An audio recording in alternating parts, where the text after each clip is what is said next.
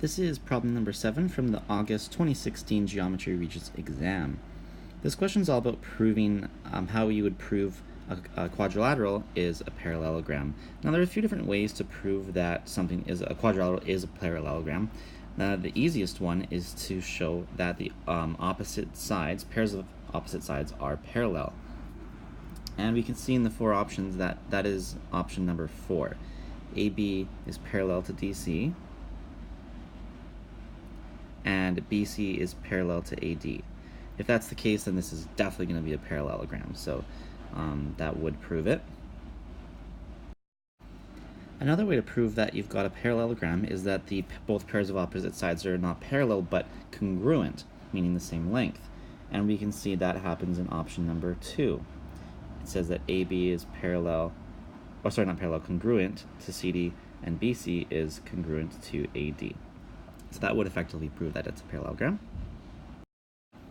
Now, a third way you can prove that something's a parallelogram is showing that one pair of opposite sides is both congruent and parallel.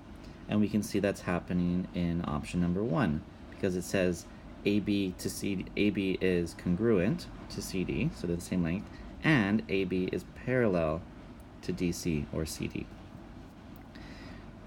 So by process of elimination, we're actually been able to show that option number 3 is the one that is not enough proof to show that it's a parallelogram.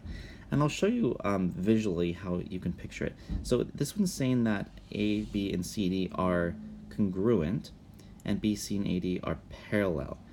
Now the reason why that may not prove you've got a parallelogram is that it could be a trapezoid. Try to picture a trapezoid like this. In this case, AB and CD could be the same length, and BC and AD are horizontal lines, could be parallel to each other. But it's not a parallelogram, right? So this one would not show, it's not enough to show that it is a parallelogram. So I hope that made sense. And that's it for this video. Thanks for visiting JD's Regents Preparation.